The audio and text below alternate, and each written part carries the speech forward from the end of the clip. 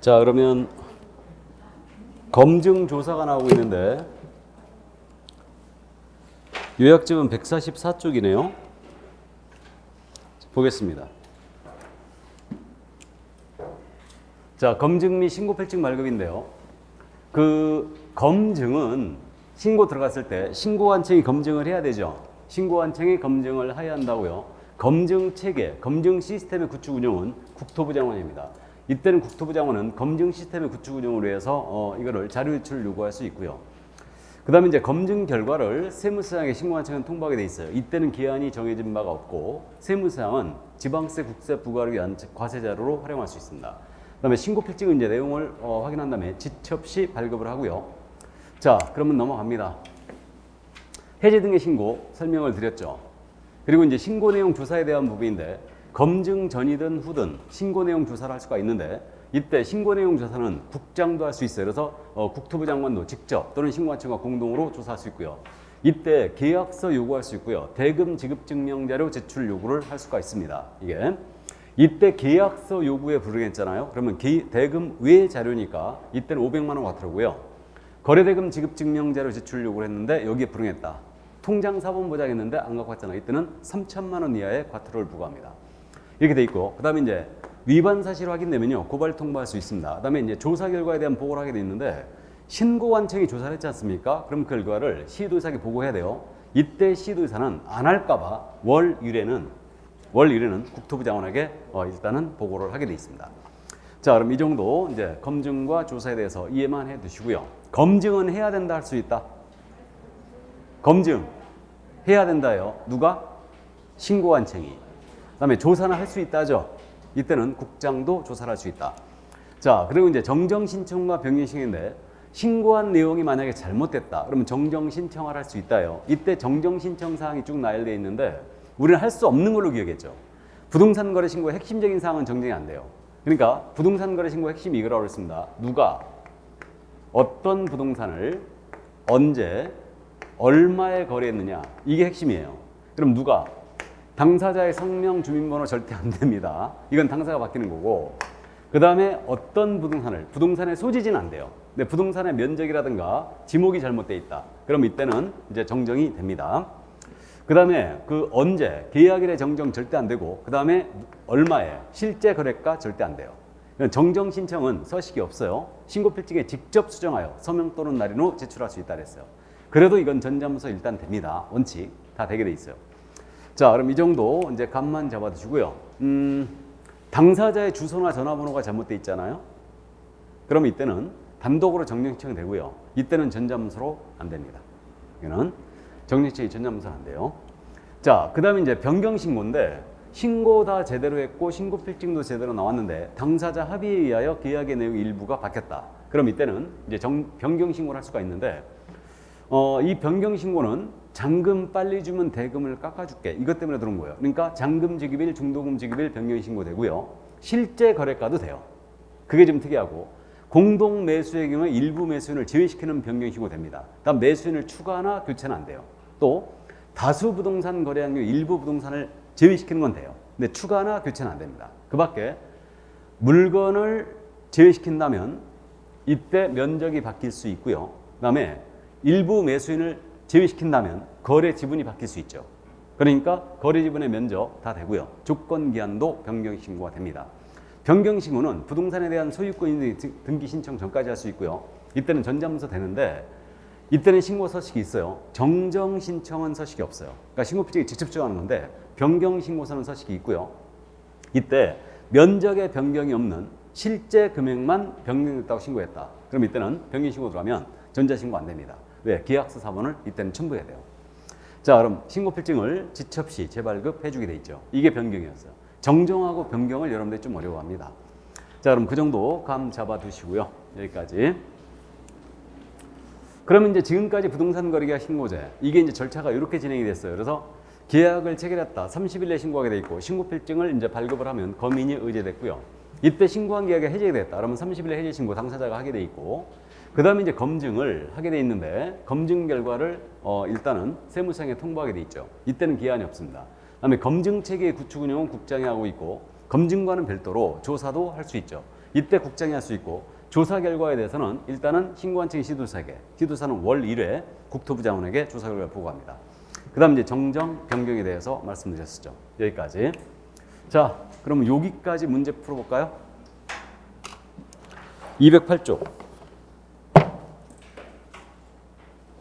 그 1번 문제 있지 않습니까? 1번 지문만 잠깐 보죠. 뭐. 1번 지문. 신고관청은 부동산 거래 신고를 받은 때에는 필요한 경우에 부동산 거래 검증 체계에 의하여 그 적정성을 검증할 수 있다. 신고관청은 검증할 수 있다. 밑줄 쫙 그으면 틀렸죠? 검증해야 한다요. 나머지는 쭉 읽어보시기 바랍니다. 그럼 2번 문제 가죠. 검증 및 조사에 관한 설명이다. 옳은 것은 지문 연습 바로 하는 거예요. 1번 지문. 신고관청은 부동산 거래 검증 체계를 구축 운영하고 신고관청 구축 운영에 밑줄 그으면 X 나가야 되죠.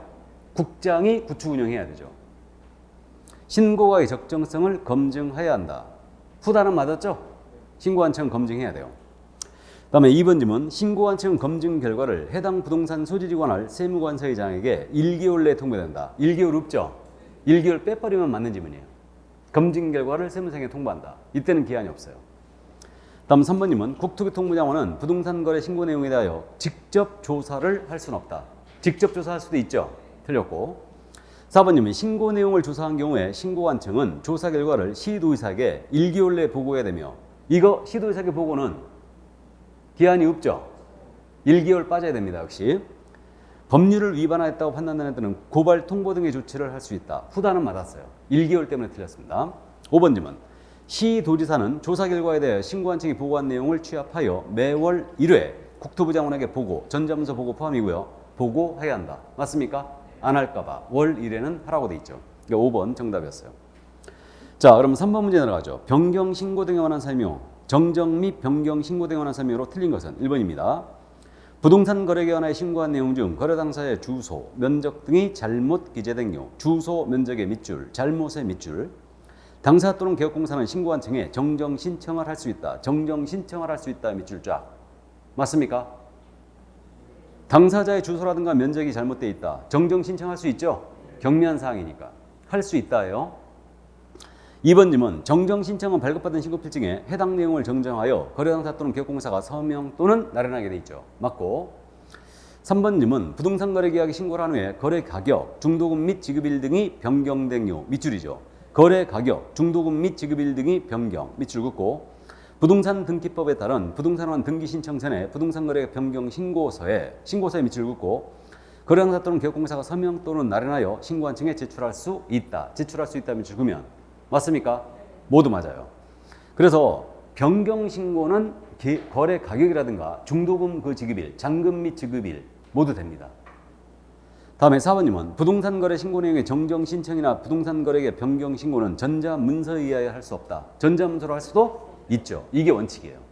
다만 면적의 변경이 없는 변경 신고, 면적의 변경이 없이 실제 거래가 변경됐다고 변경 신고, 이거는 전자문서 안 되고요.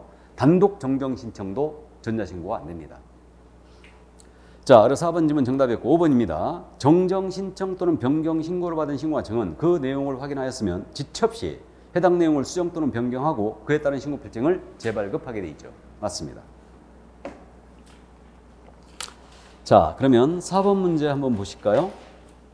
30회 기출이었죠. 간만에 정정에 대한 사항을 물어봤는데 우리는 정정할 수 없는 걸로 암기했어요. 지금 거래상 건축물의 종류, 이게 오핀지 상간지 정정되겠죠. 종류. 그 다음에 개업공사의 성명이나 주소는 돼야 안 돼요? 안 되죠. 당사자의 성명, 주민번호 안 됩니다. 개공의 성명, 주소도 안 됩니다. 그러나 개공의 상호가 잘못되어 있다? 이건 되겠죠. 이런 것들은. 그다음에 거래상 부동산의 면적 되고요. 거래지분 비율도 되고 전화번호도 다 됩니다. 그래서 정답은 2번이었어요. 그럼 5번 문제 가죠. 변경 신고 사항이 아닌 것을 모두 고르면 몇 개인가? 아닌 걸 하겠어요? 그럼 X 해놓고 시작하는 겁니다. 그러면 거래 지분과 거래 지분 비율 변경 신고 되죠 이거? 매수인을 빼는 게 되니까 거래 지분이 바뀔 수 있다고 그랬죠. 그러면 변경 신고 되고 부동산 등의 면적도 되겠죠. 부동산을 제외시키는 거 되니까. 그럼 5고요. 계약의 조건 기한이 바뀌었다. 그럼 당연히 되고요. 5. 거래 가격 및 잔금 지급일 된다고 그랬죠. 잔금 빨리 주면 대금 깎아줄게. 이것 때문에 들어온 거니까 되는 거고. 공동 매수형의 일부 매수인의 추가는 돼요, 안 돼요? 안 되는 거고.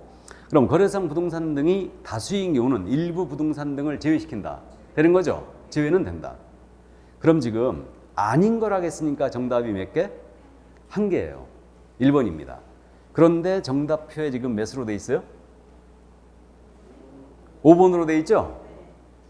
이거 정오표 나갔죠, 제가? 정답 1번이었습니다. 자, 그럼 6번 문제로 가십니다. 정정 신청 또는 변경 신고와 관련한 설명으로 옳은 것. 이제 지문 연습이에요. 1번님은 부동산 거래 내역의 정정 신청은 국토교통부령이 정한 서식인 정정 신청서에 의한다. 이거 서식 없다겠죠? 정정 신청서는 서식이 없어요. 신고 필증에 직접 수정합니다. 그래 1번 지문 틀렸고 2번 지문 거래 당사자의 주소, 전화번호 또는 휴대전화번호가 잘못된 경우는 정정 신청을 할 수 없다. 이거는 단독으로 정정 신청할 수 있어요. 단독. 이때는 전자신고를 안 받아줘요. 자, 그래서 2번 지문 틀렸고 3번 부동산 거래 계약에 신고를 한 후에 물건 거래 금액이나 잔금 및 지급일 등이 변경된 경우에는 부동산 거래 계약 변경 신고를 반드시 해야 한다. 할 수 있다죠. 할 수 있다. 다음 4번 질문. 계약 대상 면적의 변경이 없이 물건 거래 금액만을 변경하는 경우에는 이를 증명할 수 있는 거래계약서 사본 등을 첨부해야 된다. 맞죠? 그래서 이때는 전자신고를 할 수가 없습니다. 5번 질문. 거래상 부동산 등이 다수인 경우 일부 부동산 등의 추가, 교체도 변경 신고를 할 수 있다. 추가 교체는 안 되죠? 제외시키는 것만 된다. 그래서 정답 4번이었어요. 자, 그럼 이제 주택임대차 계약 신고가 등장하죠. 자, 그럼 보겠습니다. 요약집으로 돌아가요.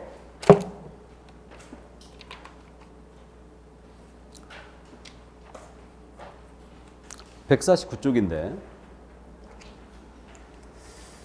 올해 주택임대차 계약 신고가 지금 6월 1일서부터 시행되고 있거든요. 그러니까 올해는 가볍게 물어볼 거예요. 아마 가볍게 물어보는데 우리는 꼼꼼히 챙기고 갑니다. 일단은 개정된 해에는 가볍게 물어봐요. 그 다음에 아주 집중적으로 물어봅니다. 이게. 그럼 주택임대차 계약 신고 대상을 감을 꼭 잡고 있어야 되는데 주택임대차 계약 신고는 일단은 시에 있는 주택이에요. 시에 있는 주택은 무조건 대상이죠. 무조건 대상이에요. 실제 주거용으로 쓴다. 대장상 용도와는 관계없어요. 실제 주거용으로 쓰면 모두 신고해야 된다. 그럼 시라면 광역시도 있고 일반시가 있잖아요. 따지지 않습니다. 무조건 여기 있는 주택은 신고 대상이고 다만 군에 있는 주택 있죠. 군에 있는 주택은 어디에 있는 것만 광역시와 또 경기도에 있는 군만 대상이다. 그럼 전라남도에 있는 군입니다. 여기 있는 주택은 대상이 아니라는 얘기죠. 아예. 그렇게 되고 그 점을 꼭 기억해 두시고 금액 기준은 6천만 원 초과예요, 이상이에요. 초과 6천만 원을 초과하거나 또는 지금 월 차임 30만 원을 초과했을 때. 그러니까 또는이란 얘기예요. 그러니까 예를 들어서 6천만 원 보증금이 6천만 원이고 6천만 원 초과하고 월 차임이 30만 원을 초과해야 된다. 아니죠? 또는이에요. 또는. 둘 중에 하나 해당되면 모두 신고 대상이에요. 금액 기준은. 감 잡았죠, 이제? 감 잡았어요. 여기까지. 다만 갱신계약 포함인데 보증금하고 차임이 전혀 변동이 없어요. 기간만 연장하는 거예요. 이건 신고 대상이 아니죠. 참고하시고. 다음. 그럼 절차적인 문제는 이제 우리가 암기하고 있는데 절차적인 문제는 신고 기한, 계약 체결한 날로부터 며칠? 30일. 똑같고 안 하면 100과 이거는 주택임대차 계약 신고 위반은 무조건 100과입니다. 100만 원 과태료고. 신고 관할은 신고 관청이죠. 주택 소유 관할 시공구청이에요. 이거 읍면농장에게 위임할 수 있죠? 이때 위임이 가능하다. 조례로 위임 가능하고요. 그래서 우리 동사무소 가서 하면 되잖아요. 이게 신고 의무자는 당사자 공동으로 해야 돼요. 국가 등이 일방이었다. 그러면 국가 등이 신고하게 돼 있고요. 이거는 이렇게 돼 있고 우리 개공한테는 신고 의무 자체가 있다 없다? 없어요. 개공은 주택임대차 계약 신고하려면요 위임 받아야 돼요. 부동산 거래 신고는요 개공한테 직접 의무가 있죠. 해지 신고도 할 수 있죠. 근데 주택임대차 계약 신고는 아예 규정이 없어요. 개공한테. 그래가지고 위임 받아야 돼. 그래야 개공이 대신할 수 있어요. 위임 받아야 됩니다. 이거는 해제 신고는요, 위임 없이 바로 할 수 있어요, 개공이 부동산 거래 신고했다. 그럼 해제 신고하잖아요. 거래 신고 해제. 해제했다 해제 신고할 때는 위임 없이 그냥 바로 할 수 있는데 주택임대차 신고는 전혀 규정이 없기 때문에 개공이 신고를 하든 해제 신고를 하든 변경 신고를 하든 정정 신고를 하든 모두 위임 받아야 돼요. 개공은 이렇게 돼 있고요. 그다음에 일방이 신고를 거부합니다. 그러면 다른 일방이 단독으로 당연히 신고할 수 있습니다. 그래서 이렇게 돼 있고 다음에 구체적인 이제 신고 절차에 대한 부분으로 신고 사항은 이것도 당목계대로 기억하세요. 당목계대.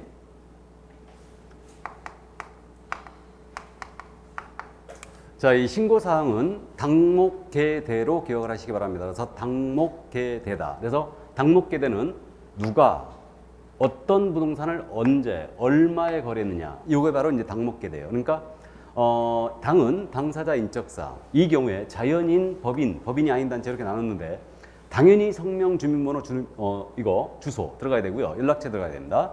법인은 법인명과 사무소의 주소지, 법인 등록번호와 연락처. 그다음에 법인이 아닌 단체라면 단체명, 소재지, 고유번호가 들어가야 되죠.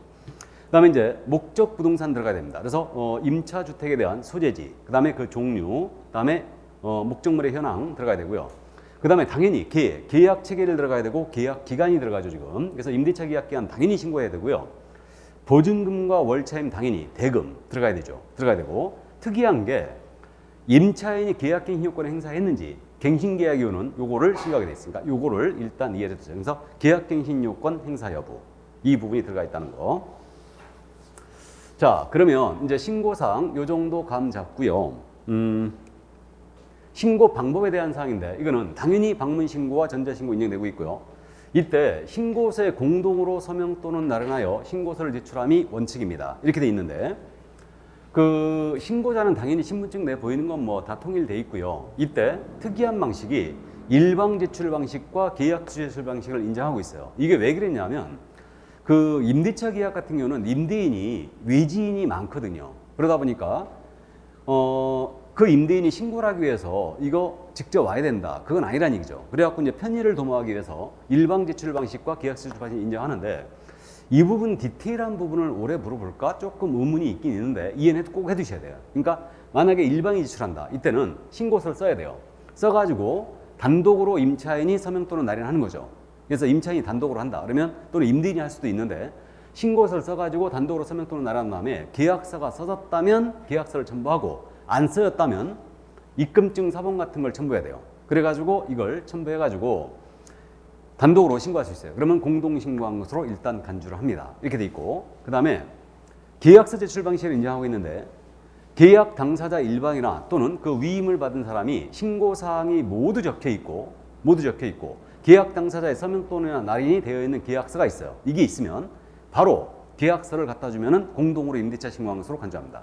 그래서 실무에서 말이에요. 개공이 그냥 계약서 갖다 주는 거죠. 동사무소에다가. 그러면 신고 간주돼 버려 그냥. 그래서 이제 이 점 이해를 꼭 해두시고요. 그 다음에 이제 임대차 계약 역시 전자 계약을 할 수 있거든요. 그래서 부동산 거래가 시스템을 통하여 주택 임대차 계약을 했다. 그럼 이때는 계약이 체결된 때 당연히 공동신고 간주가 됩니다. 그래서 이건 뭐 부동산 거래 신고와 똑같고요. 자, 그 다음에 이제 나머지 변경 및 해제 신고가 있는데 여기서 특이한 점이 있어요.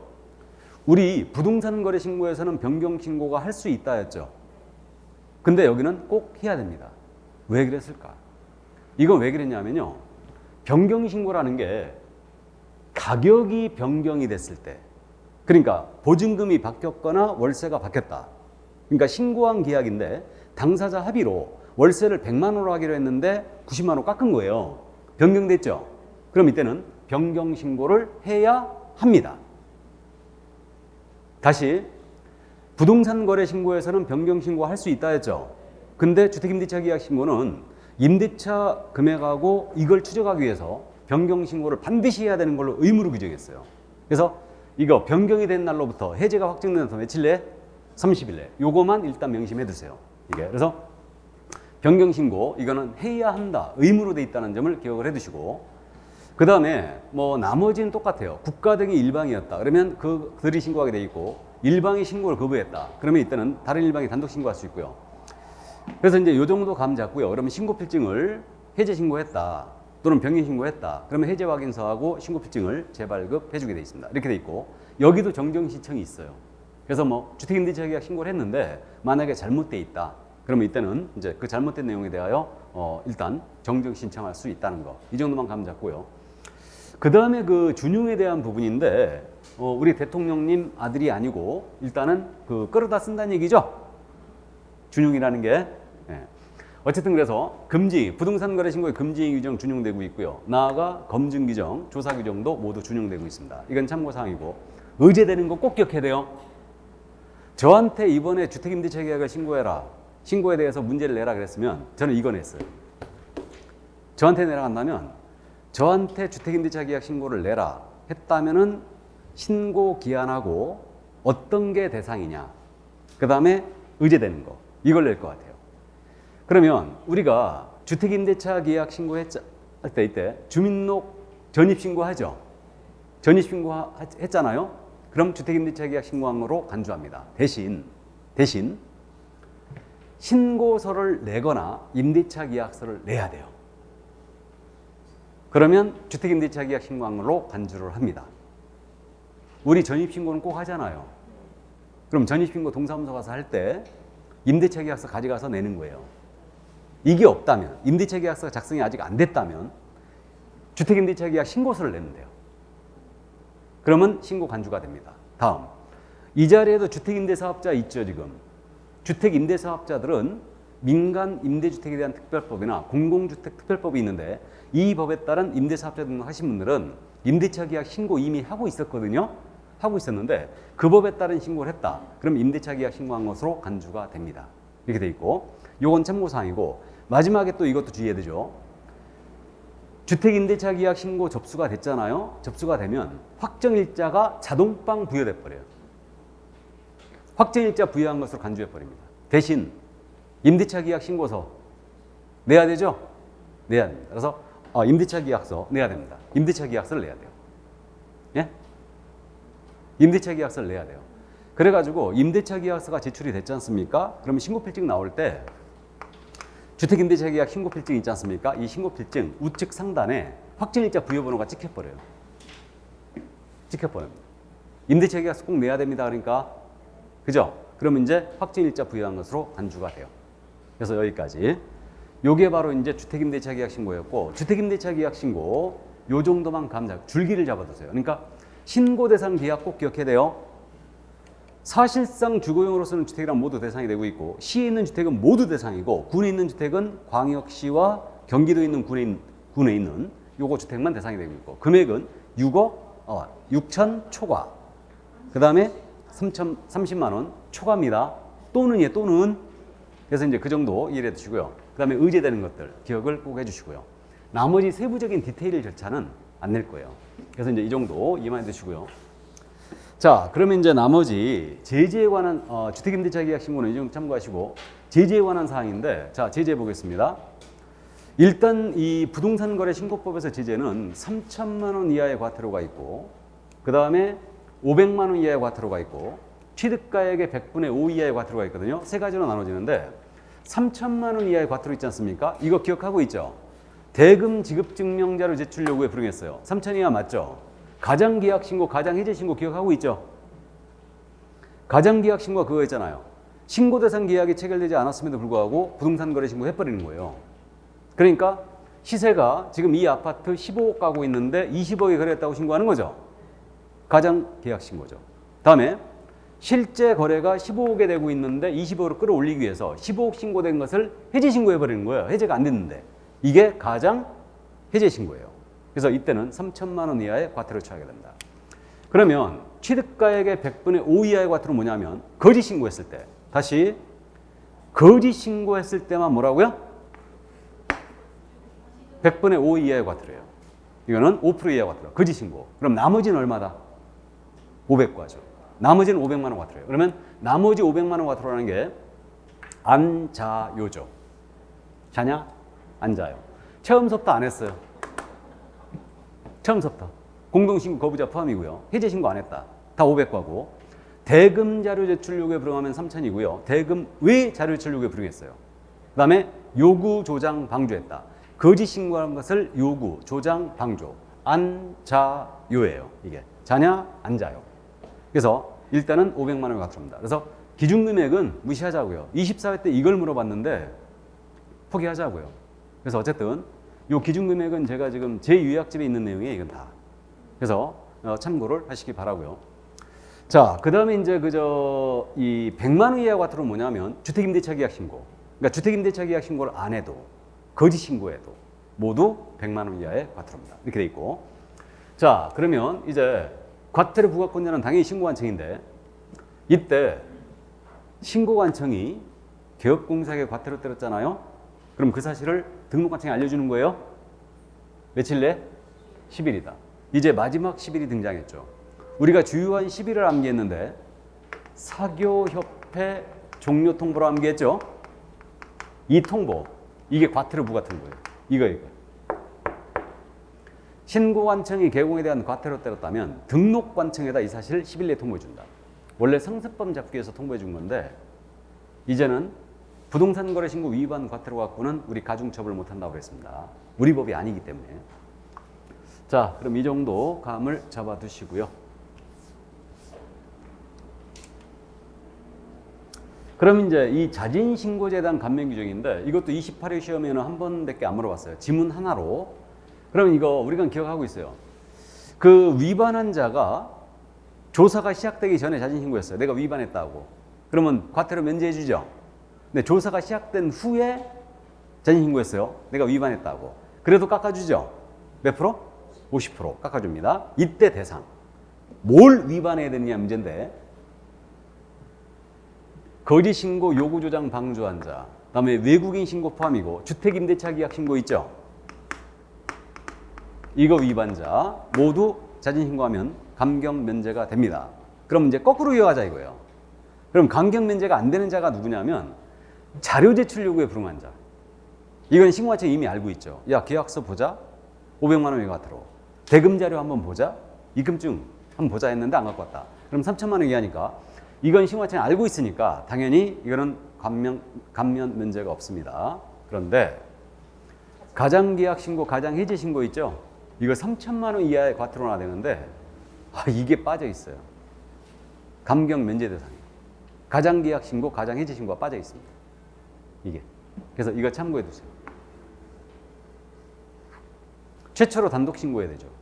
그래서 이제 해주는데 이때 상습적으로 감경 면제를 받은 적이 있어요. 과거 1년 이내에 몇 회 이상? 3회 이상의 과태료 감경 면제를 받은 바가 있어요. 이게 상습범이죠 지금. 그러니까 이거는 감경 면제를 안 주고 관계기관으로부터 통보가 돼버렸다. 위반했다고. 그럼 이때는 감경 면제를 해주지 않습니다. 이건 발신주의예요. 발신주의가 뭔지 알죠? 도달주의가 아니고 오래간만에 나도 이 용어 써보네. 도달주의, 발신주의. 민법 총칙 시간에 그것도 하는데 왜 그렇게 그것도 어려운지 당최. 어떤 경우는 발신주의고 어떤 경우는 도달주의고 당최 헷갈려갖고. 자, 그래서 여기까지 이해해 두시고요. 자, 그럼 문제 확인합니다. 여기까지. 이 문제집에는 지금 문제집이 주택임대차 계약 신고에 대해서는요. 그 세부 내용이 나오기 전에 문제집이 이미 원고가 다 마감이 끝났어요. 그래갖고 기본 문제만 들어가 있습니다. 기본 문제만. 그럼 1번입니다. 부동산 거래 신고자란 법령상 주택임대차 계약의 신고에 관한 설명으로 틀린 것은 그랬어요. 1번 지문. 대통령령으로 정하는 주택의 임대차 계약을 한 당사자는 보증금 또는 차임 등을 임대차 계약의 체결일로부터 30일, 체결일 30일의 밑줄이죠. 신고관청에 공동으로 신고해야 된다. 맞죠? 2번 지문. 주택임대차 계약을 신고한 후에 보증금 차임 등 임대차 계약이 변경이 되거나 임대차 계약이 해지된 경우 주택임대차 계약의 변경 또는 해지 신고는 임의사항이다. 임의사항이 아니고 해야 되는 의무사항이에요. 의무입니다. 변경 신고는 반드시 해야 돼요. 이게 부동산 거래 신고와 차이가 있는 점이에요. 다음에 3번님은 임대차 계약 당사 중 일방이 지방자치단체인 경우에는 그 지방자치단체가 신고해야 된다. 알아보시겠죠? 국가 등이 있는 경우는 국가 등이 신고하게 돼 있고. 4번님은 신고를 받은 신고관청은 그 신고 내용을 확인한 후에 신고인에게 신고필증을 지체 없이 발급해야 되겠죠? 맞고. 5번님은 신고관청은 주택임대차 계약 신고에 따른 사무에 대한 해당 권한의 일부를 그 지방자치단체 조례로 정한 바에 따라 읍면 동장 또는 출장 소장에게 위임할 수 있다. 그러겠죠? 맞습니다. 그럼 2번 문제 내려가죠. 이제 지문 연습이에요. 옳은 것은 그랬는데 1번 지문. 신고 대상이 되는 주택은 건축물 대장상 용도가 공동주택인 경우에 하나한다. OX, X.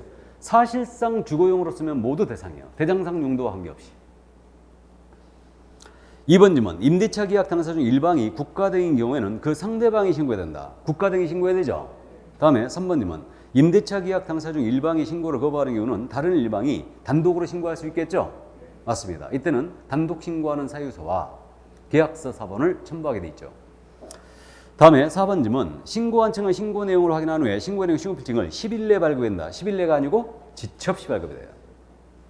5번 지문. 임대차 계약에 당사하는 신고 후 해당 주택의 임대차 계약의 보증금, 차임 등 임대차 기재가 가격이 변경된 경우는 15일 내에 해당 신고한 층이 공동으로 신고해야 된다. 15일이 아니고 30일이죠. 30일 내에 변경 신고를 해야 됩니다.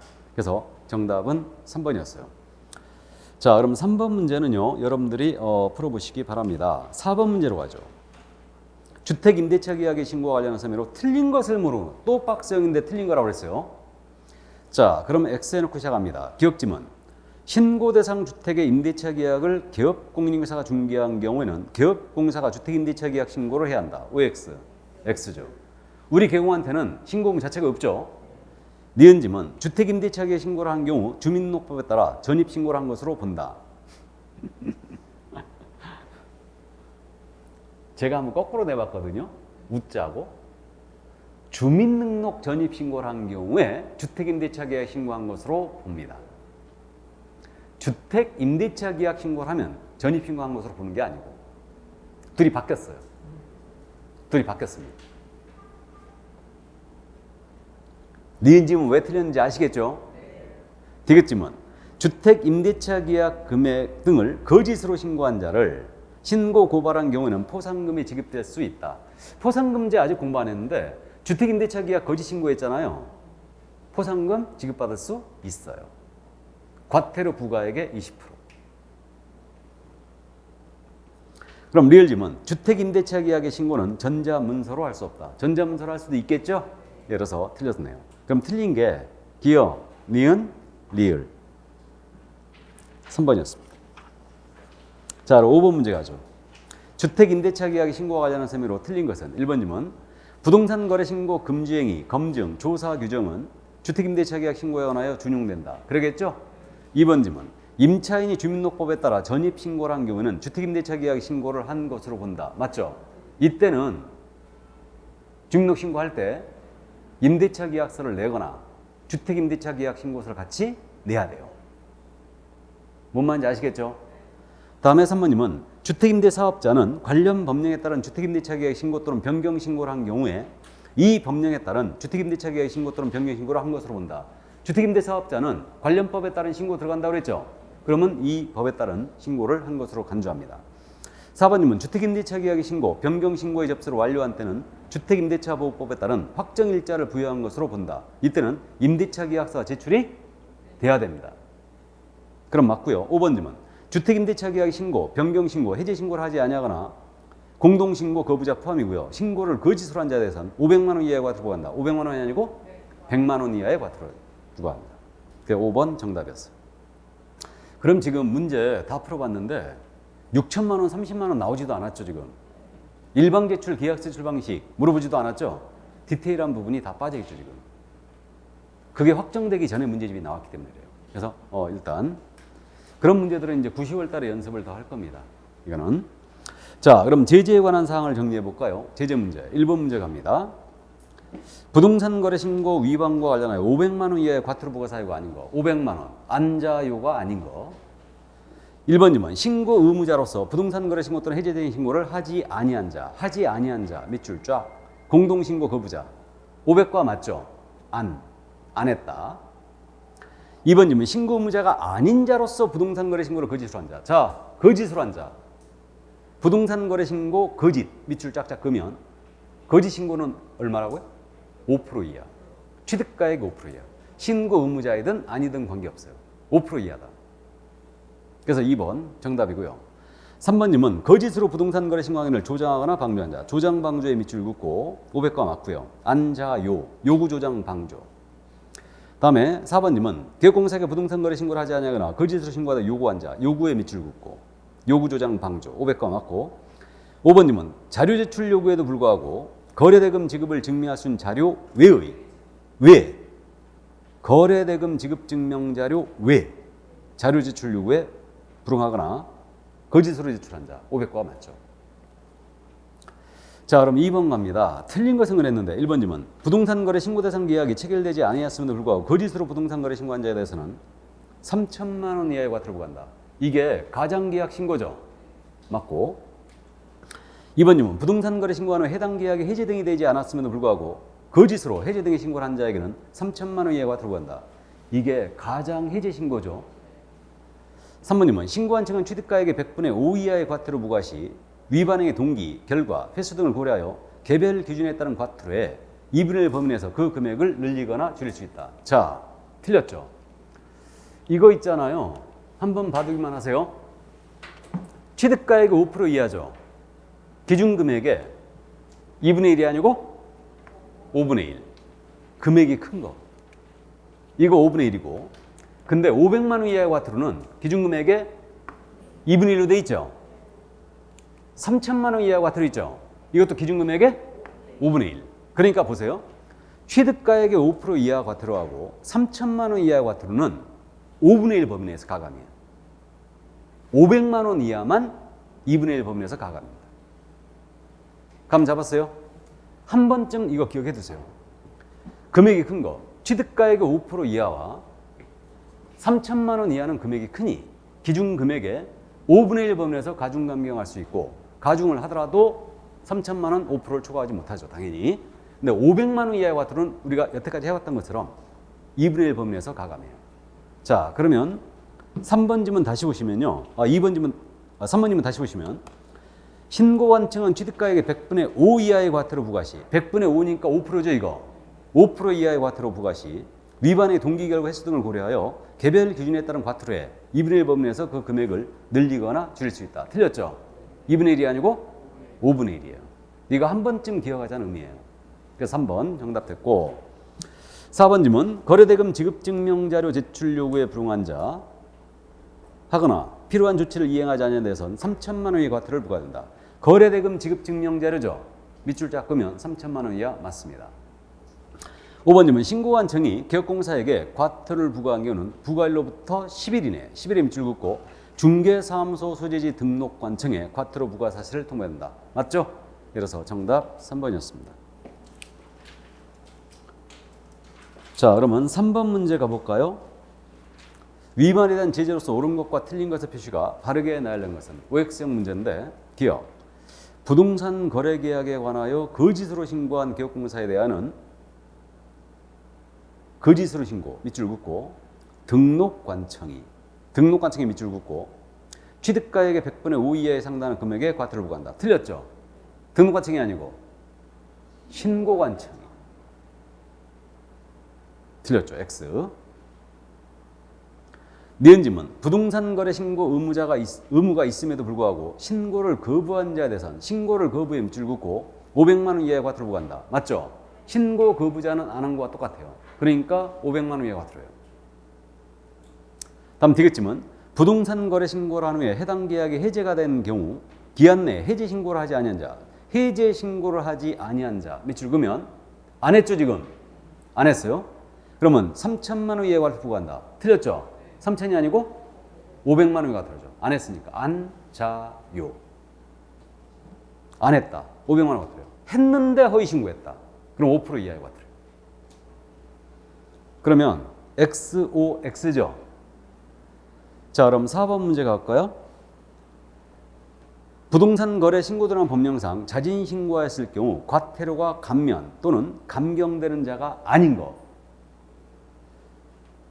1번입니다. 부동산 거래 신고를 거짓으로 한 자. 신고를 거짓 밑줄 긋고 얘는 감경 면제해 주죠.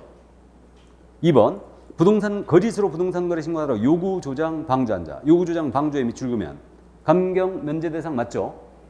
다음에 3번 주택임대차 계약 신고를 거짓으로 했다. 주택임대차 계약 신고 이거 맞죠? 주택임대차 계약 신고도 거짓으로 했다. 그러면 전부 다 이거 감경 면제 대상이에요. 4번님은 외국인으로서 부동산 등의 취득 신고를 하지 않아 거짓인가? 외국인 과태료 300만 원, 100만 원이 있죠. 외국인 이것도 감경 면제 대상이에요. 그런데 5번님은 거래대금 지급을 증명할 수 있는 자료의 제출 요구, 자료 제출 요구 밑줄 긋고 거짓으로 자료를 제출한다. 자료 제출 요구의 불응자는 아니라고 그랬죠. 여기에 더하여 가장 계약 신고자, 가장 해제 신고자도 아니라고 그랬어요. 가장 계약 신고자, 가장 해제 신고자도 감경 면제 대상에 빠져 있습니다. 자, 그럼 5번 문제. 감경 면제에 대한 절차예요. 자진 신고 감경 면제. 잠깐 보겠습니다. 옳지 않은 것은 1번 지문. 신고관청의 단독. 거래당사자 일방이 여러 명인 경우는 그 일부 또는 전부가 공동으로 신고한 경우를 포함한다. 신고관청의 단독으로 신고한 최초의 자유여야 됩니다. 그래야 감경 면제 받을 수 있어요. 맞고. 2번님은 조사가 시작되기 전에 자진 신고한 경우는 과태료가 면제된다. 조사 시작 전에 자진 신고해버리면 면제죠. 그런데 3번님은 조사기관에 조사가 시작된 후에 자진 신고한 경우는 과태료가 70% 감경된다. 틀렸죠? 70%가 아니고 50%. 다음에 4번님은 자진 신고한 날로부터 과거 1년 이내에 자진 신고를 하여 3회 이상의 과태료의 감경 면제를 받은 경우는 과태료를 감경 면제하지 아니한다. 3회 이상 감경 면제 안 한다고 그랬죠? 상습범이니까. 5번님은 자진 신고하려는 부동산 등의 거래계약 관련하여 국세기본법 등 관련 법령을 위반한 사실 등이 관계기관으로부터 조사기관에 통보가 돼버렸다. 그럼 이때는 자진 신고했더라도 과태료를 감경 면제하지 않습니다. 이게 정답 3번이었어요. 자, 그래서 제재까지 다 봤어요. 그럼 이제 외국인 등의 부동산 등의 취득 등에 대한 특례가 등장하고 있는데 오늘 여기까지 보죠. 외국인 취득 특례. 요약집은 153쪽이에요. 이 부분은 매회 한 문제씩 꼬박꼬박 출제합니다. 그래서 이건 뭐 여러분들이 거의 실수하나 거의 맞추는데 요거는 문제를 워낙 디테일하게 내기 때문에 꼼꼼히 챙겨주셔야 됩니다. 그럼 외국인에게 신고나 허가 의무를 발생시키는데 어느 경우에 적용되냐면 명심할 게 외국인 등이 국내 부동산 등 또는 토지 등을 취득할 때 허가 대상 토지를 취득할 때 뭐만 대상이냐면 소유권만 대상이에요. 소유권만. 그럼 외국인이 저당권을 취득하거나 지상권을 취득한다. 이건 대상이 아니라는 얘기예요. 이렇게 되고 이때 상호주의가 적용되는데 국토부 장관은 우리나라 국민에 대하여 제한한다. 우리도 그들을 제한할 수 있다. 다만 조약을 이행하기 위해 필요한 경우는 제외. 이때 외국인의 정의를 정확히 하시는데 외국인 특례를 물어볼 때는 외국인의 정의를 꼭 물어봐요. 그럼 외국인의 정의에서 키포인트는 뭐냐? 숫자 기억해야 되죠? 2분의 1. 그래서 이걸 우리가 어떻게 얘기하자고 그러냐면 외국인이나 외국 법인이 우리 국내 법인인데 의결권, 자본금, 임원, 사원, 구성원이죠. 이것에 2분의 1 이상을 갖고 있다. 그래서 기억을 그렇게 하자고 했어요. 삼성전자 주식회사의 주식을 외국인이 50%를 갖고 있다. 그럼 삼성전자는 국내 부동산 취득할 때는 신고나 허가 의무가 있다는 얘기죠. 감 잡았어요? 그렇게 얘기하세요. 2분의 1이다. 그러니까 외국인이 2분의 1 이상을 갖고 있으면 이건 외국인으로 취급된다. 국제연합, 단체 다 포함이에요. 다음에 외국의 시민권자가 대상이지 영주권자는 외국인이 아니라고 그랬죠? 그 정도만 이해하시고 외국인의 정의 감 잡고 있어야 됩니다. 이건 물어볼 때마다 물어봐요. 외국인의 정의는. 자, 그 다음에 이제 본론으로 가서 신고 의무인데 신고 의무는 여러분들이 문제를 읽으면서 꼼꼼히 챙겨야 됩니다. 그러면 신고 의무는 세 가지로 나눠지죠. 계약 원인, 계약의 원인, 계속보이 신고로 나눠지는데 계약은 매매를 제외한 교환 증여를 말하죠. 그러면 교환 증여로다가 국내 부동산 등을 외국인 취득한다. 그러면 읽으면서 계약 체계를 체크해야 되고 60일 체크해야 되고 위반 시의 과태료 기억하고 있죠. 계약 위반은 얼마예요? 이건 300만 원 이하다. 그럼 부동산 거래 신고 대상 계약은 제외했는데 이게 뭔 얘기냐? 외국인이 국내 토지 건물에 대하여 매매를 원인으로 취득했어. 매매. 이건 부동산 거래 신고죠. 그럼 이건 계약 체결한 날로부터 30일이죠. 이걸 작년에 바로 물어봤어요. 30일이고 그럼 교환으로 취득했다. 증여로 취득했어요. 계약을 체결한 날부터 이거 며칠? 60일이죠. 감 잡고 있어야 돼요. 다음에 계약 외 원인 취득. 계약 외가 무엇이냐? 이것도 기억해야 되는데 일단 상판 경환이에요. 상속, 판결, 경매, 환매권 행사가 있고 작년에 신설된 게 건물의 신축, 중축, 재축, 개축이 들어갔어요. 그래서 외국인이 건축물을 신축, 중축, 재축, 개축에 취득한다. 법인의 합병도 지금 당연히 이건데 이거는 법인의 합병은 상속과 똑같다고 보시면 돼요. 그럼 이때는 취득한 날이에요. 취득한 날로부터 몇 개월? 6개월이다. 이걸 6개월짜리 위반한 과태료가 얼마예요? 100과다. 계속보이 신고. 외국인으로 변경됐잖아. 이런 변경된 날로부터 6개월 내에 들어가야 되고 이것을 위반하면 역시 100만 원 과태료. 그래서 외국인 신고 의무는 숫자 6과 친하다고 그랬죠? 6. 계약 원인만 60일이에요. 이렇게 돼 있고 과태료 60일짜리는 300만 원, 6개월짜리는 100만 원. 꼭 암기를 해주시고요. 자, 그다음 이제 허가입니다. 허가에 대한 부분은 군문생야를 암기하고 있죠? 군사문화는 야생이다. 그래서 허가를 받고 취득해야 하는 토지가 정해져 있다는 얘기죠. 군문생야예요. 그래서 군사기지 및 군사시설보호구역, 문화재보호구역, 생태공원 보존지역, 다음에 야생생물 특별보호구역. 그러면 전통사찰 보존 및 지원에 관한 법률에 따른 전통사찰이 되지? 아니죠. 상수원보호구역도 아니죠. 작년에 상수원보호구역을 물어봤죠. 그래서 다 아닙니다. 군문생야로 암기해 주시고 이 지역을 소유권을 취득하는 계약을 했을 때는 계약을 하고자 할 때는 미리 허가받아야 되죠. 허가를 받지 않으면 계약 자체가 무효예요. 무효고 형사처벌도 기억해야 돼요. 2대2다 이거는. 2년에 2천. 2대2 이렇게 기억하시고 그 다음에 허가 불허가의 처분을 며칠 후에 되겠어요? 15일이고 근데 허가의 기속성 기준이 있어요. 이들 지역들 지정 목적 달성에 지장을 주는 허가를 해주게 돼 있다. 이렇게 돼 있습니다. 다만 외국인이 토지거래 허가를 받아버렸어요. 그럼 이때는 외국인 취득 허가를 받지 않습니다. 외국인이 부동산 거래 신고했어요. 그러면 이때는 부동산 거래 신고해버리면 외국인 취득 신고를 하지 않습니다. 됐어요? 근데요, 외국인이 이쪽 지역을 취득하면서 허가를 미리 받았어. 외국인 취득 허가를. 그럼 토지거래가 받게 안 받게요?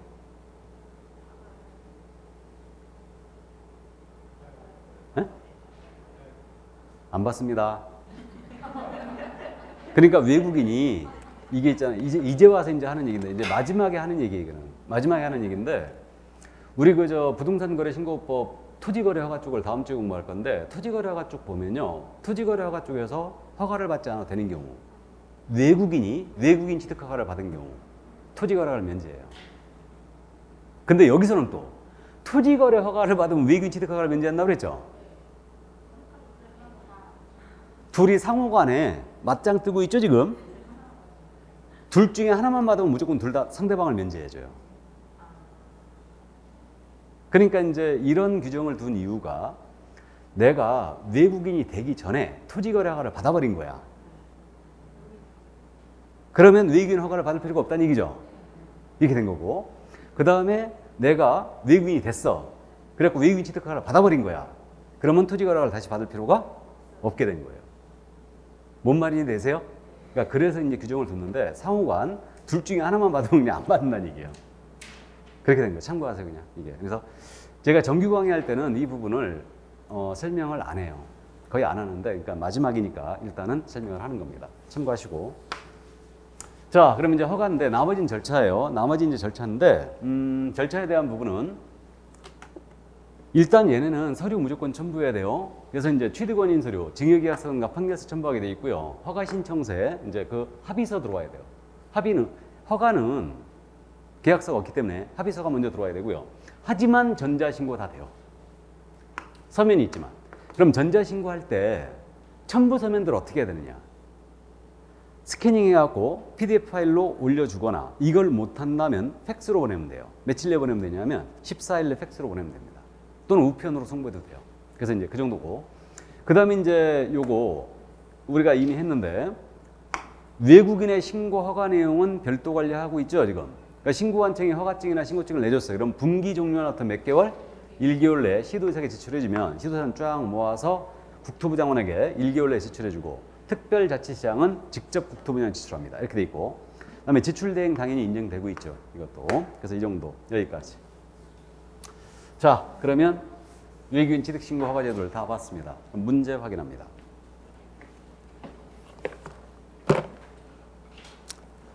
문제집 218쪽 1번 문제. 외국인 등에 포함되지 않는 거 1번 질문이에요. 외국의 법령에 따라 설립된 비법인 사단 또는 단체. 외국의 법령에 따라 설립된 단체까지 다 포함이죠?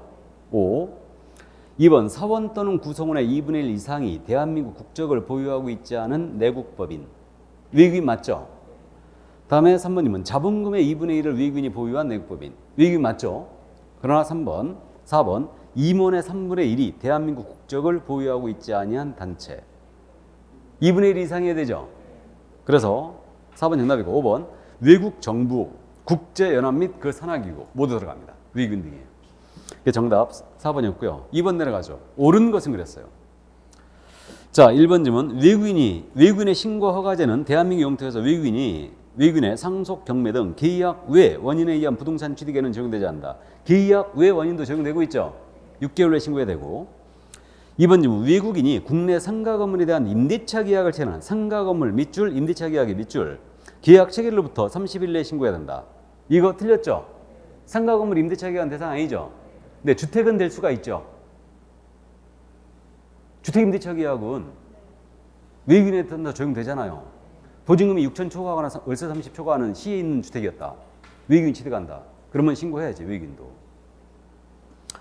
자, 그래서 2번 질문 틀렸고 3번입니다. 외국인이 대한민국에 소재하는 건물에 대한 저당권을 취득하는 건 저당권의 밑줄이고요.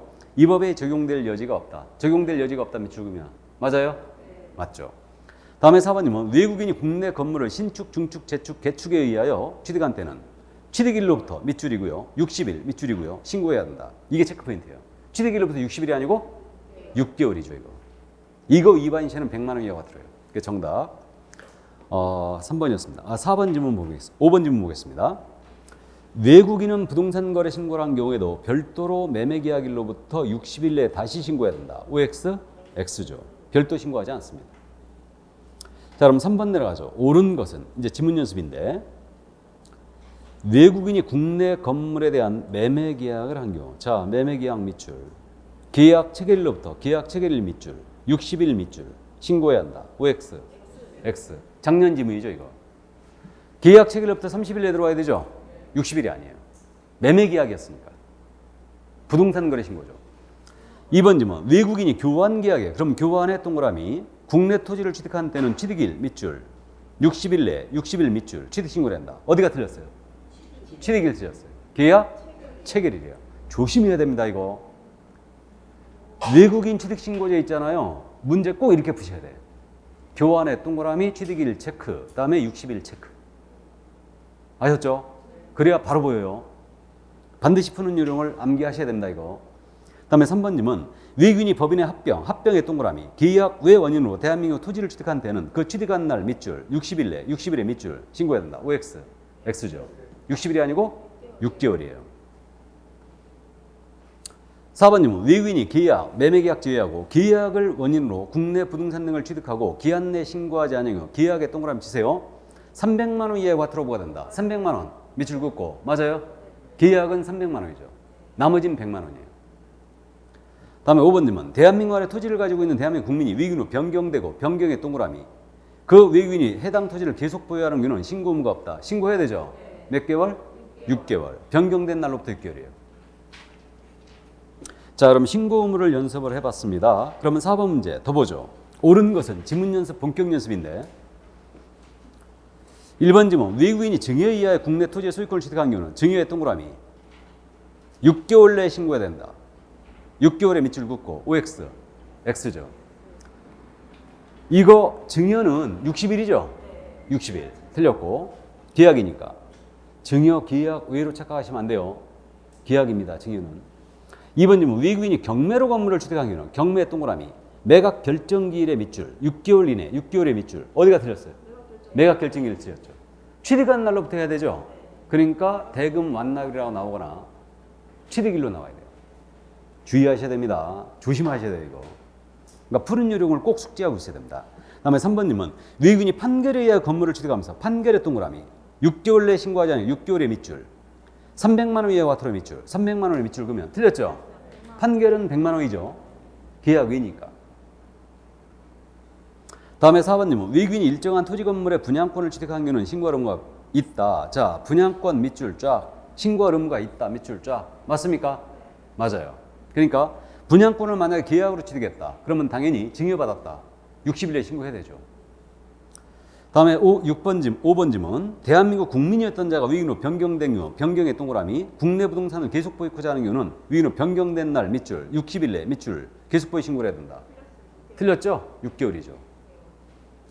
자, 그럼 5번 가볼까요? 외국인이 허가 대상 토지가 아닌 거, 군문생야가 아닌 거, 전동사 잘 내지죠? 제가 제일 즐겨 쓰는 문제. 그래서 5번 정답이었고요. 이거 문화재 보호구역으로 오해하면 안 된다는 얘기예요. 그래서 군문생야로 암기해버린 거예요. 그냥 아예. 자, 그럼 6번 문제로 갑니다. 틀린 것은 그랬어요. 1번 지문. 신고관청은 외국인 등이 토지취득의 허가구역 지역 등의 토지를 취득하는 것이 해당 구역 지역 등의 지정 목적 달성에 지정을 주지 아니하다고 인정되는 경우는 허가를 해야 한다. 이게 허가의 기속성이죠. 맞고.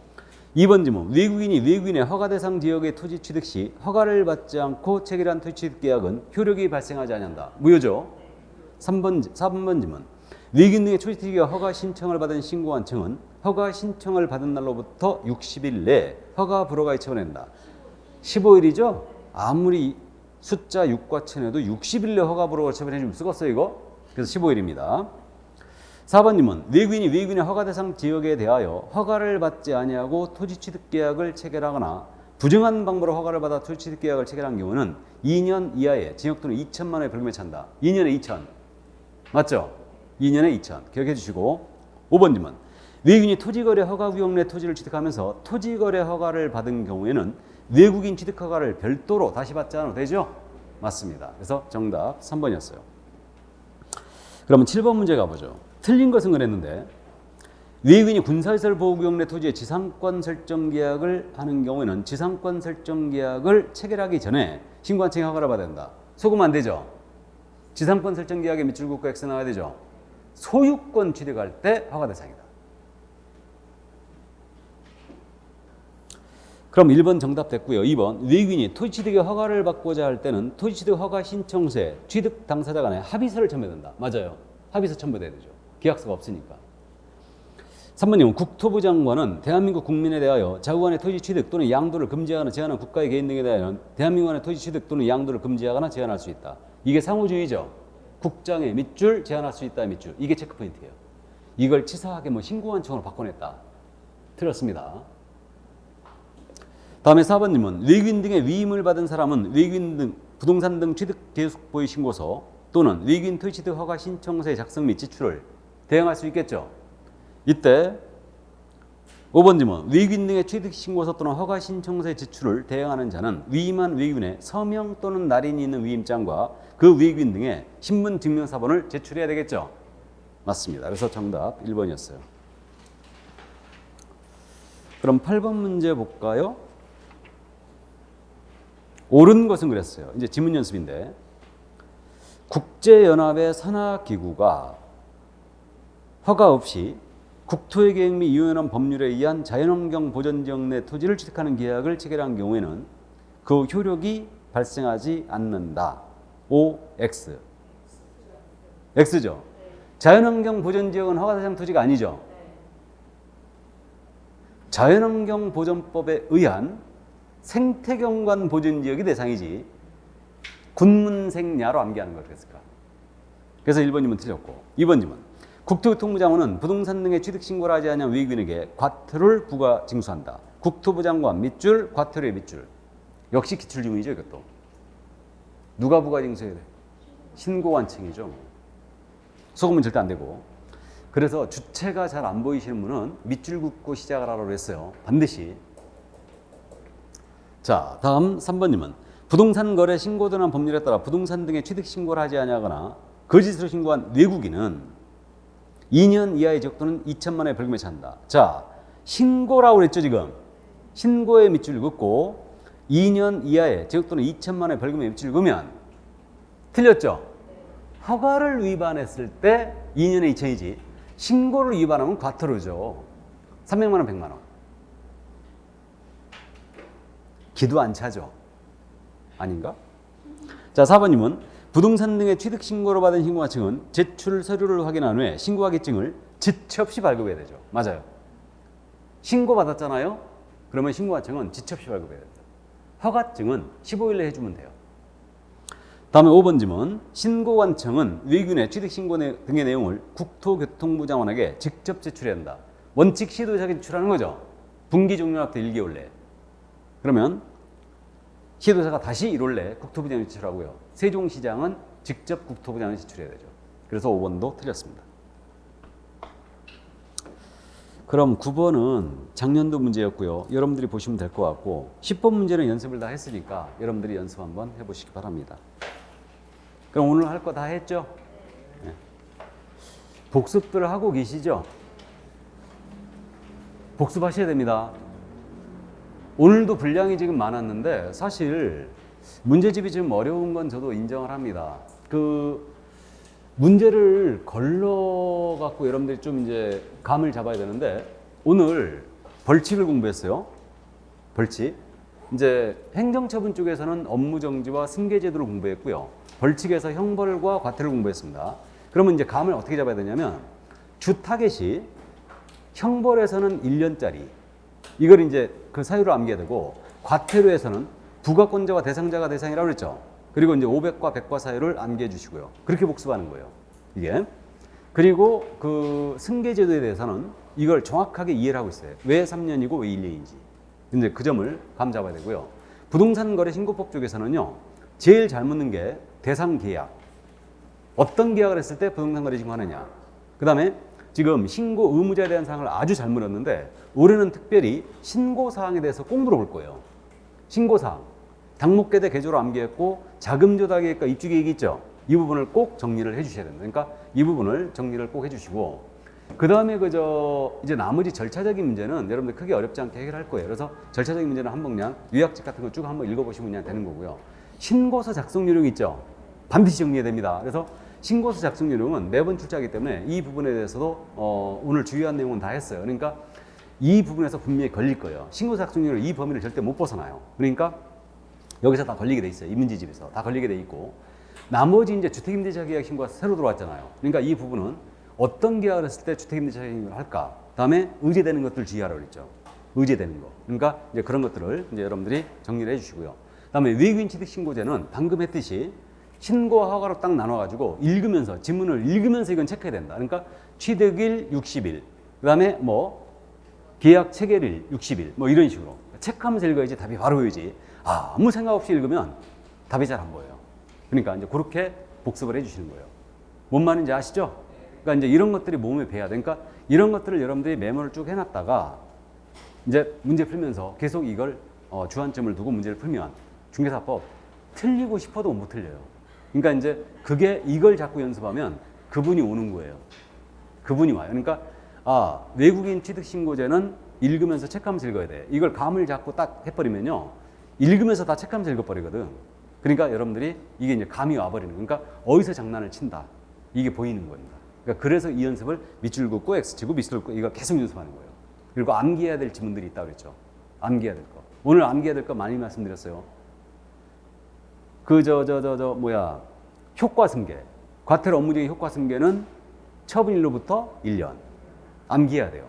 다음에 사유 발생은 지난주에 말씀드렸는데 사유 발생되면 주어가 업무정지로 되어 있어야 된다. 뒤에 3년 나와야 되고. 암기해야 돼, 이런 것들은. 그러니까 지문들을 아예 암기하고 있어야 된다, 이거는. 그래서 이제 그런 것들. 또 지난주에 뭐 오일 같은 거. 오일 같은 거 딱 나오면 자격 취소만 나와야 되지. 자격정지에 여기 들어가면 안 된다. 자격 취소했을 때만 오일 내 국장보고가 다른 시도 통보하죠? 이런 것들. 그러니까 이런 것들이 암기가 돼 있어야지만 여러분들이 그분이 오는 거예요. 뭔 말인지 아셨죠? 예. 그래서 고생 많으신데 건강 유의하시고 저는 다음 주에 건강하게 뵙겠습니다. 수고하셨습니다.